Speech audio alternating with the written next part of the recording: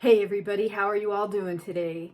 I had a very dear friend of mine ask about the jars, and I'm going to go ahead and give you guys some details about them.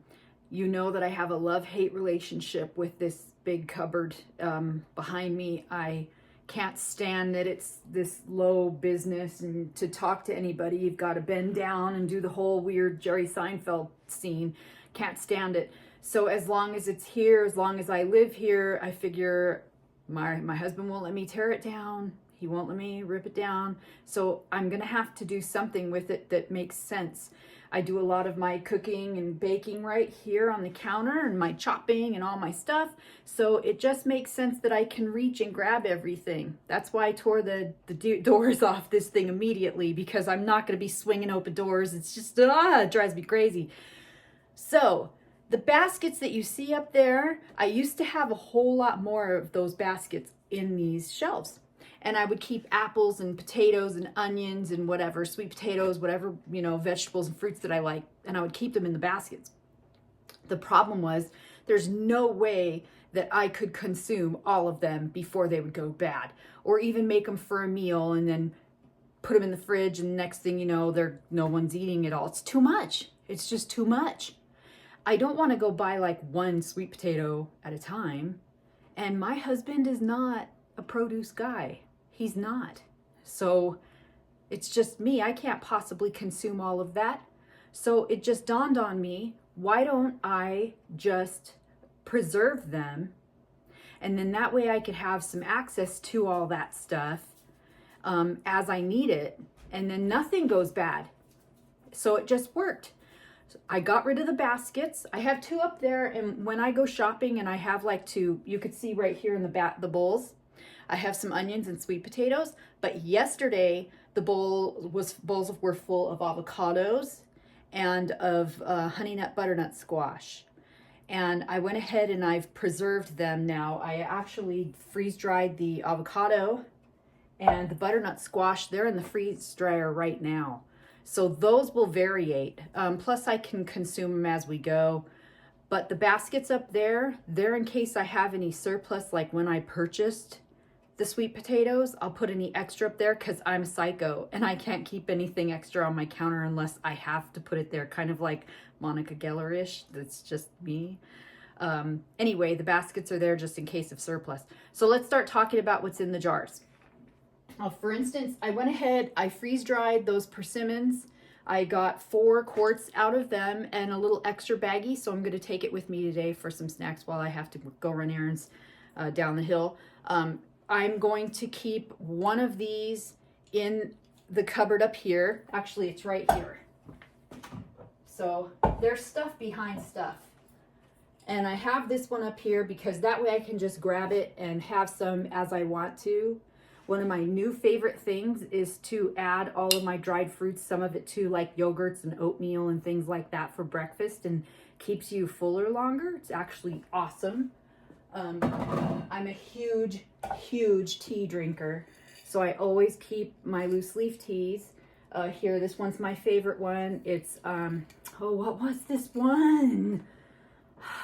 Getting old sucks. You forget everything. This is English breakfast, and I love it. So I keep that out. I have my sourdough starter at the ready so that I can rehydrate this as needed when I want to go ahead and start a new loaf. I have a large jar in the big pantry, and I just refill this as needed. Sometimes if I do make some starter and I don't want to keep feeding it all the time and I keep it in the fridge, maybe I'll take some of that out and lay it down on a flat pan or something that it could dry on. Just sit it out on the counter, let it dry, and then I crumble it, put it in the jar, and I'm ready to have sourdough anytime I want. I've got a bunch of things.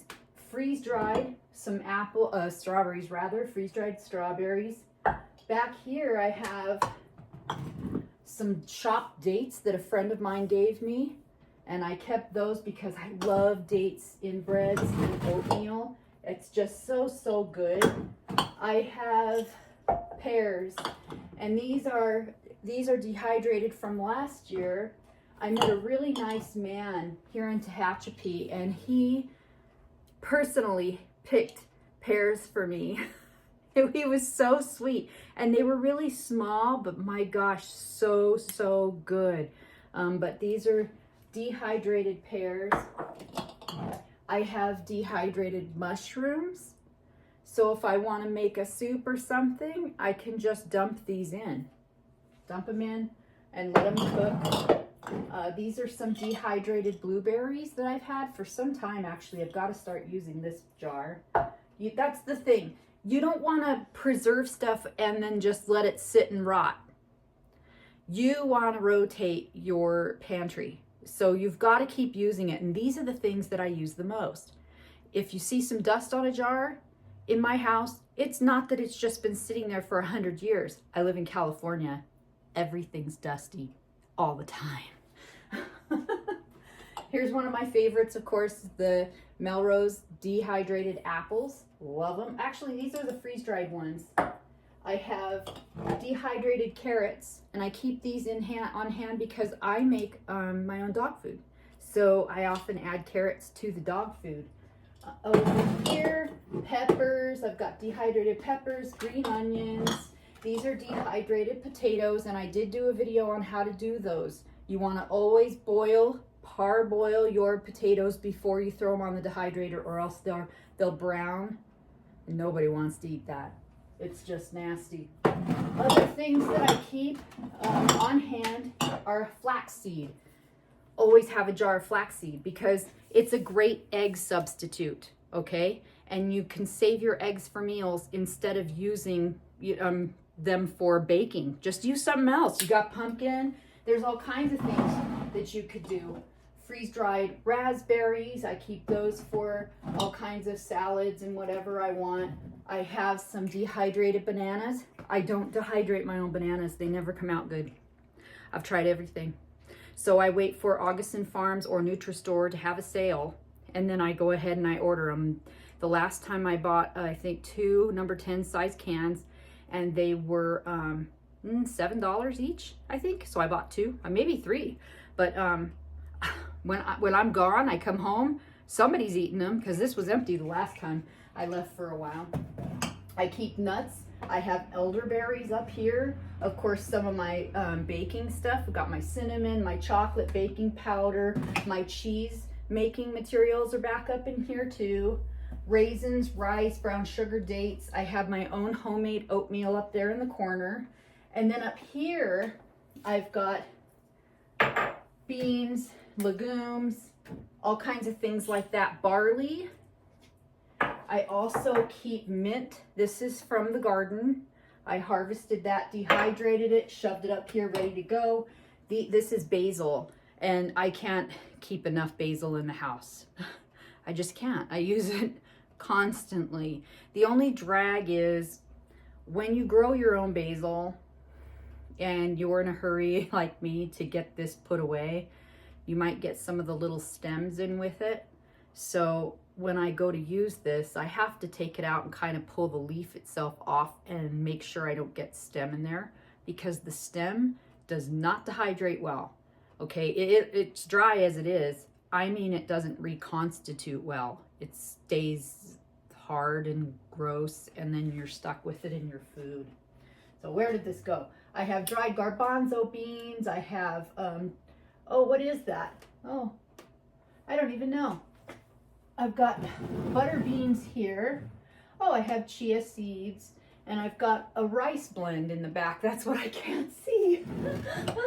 Everything's too high. I have, gosh, getting old, man. It just stinks. Couscous? No, quinoa. It's the other ka. It's quinoa. So I'll keep that up in here. And then this is kind of special. I keep all of like my random baking things that don't have a home. Like I keep my annatto for my cheddar making in here, and stuff that's just basically homeless. I just keep it up in here, and I know it's there. I don't have to worry about looking for it. I know where it's at. I have coffee up there, stuff like that. So when I'm cooking and baking, I could just grab and go, grab and go. And then behind some of these, I have more like my freeze-dried blueberries, stuff like that. And I just keep refilling as I go with whatever I need, whatever I need at hand. So this would be what I would call my working pantry. I also have, because my kitchen is so small, I have my working pantry in that, kind of like a larder.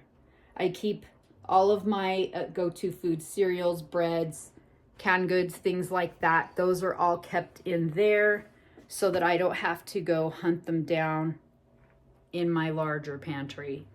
I have everything I need right there, ready to go. So that's a lot. I have got to run because I've got errands to do today, but I hope that you enjoyed the mini cupboard tour, and like, share, and subscribe, all those good things, and we'll see you guys again soon. Bye.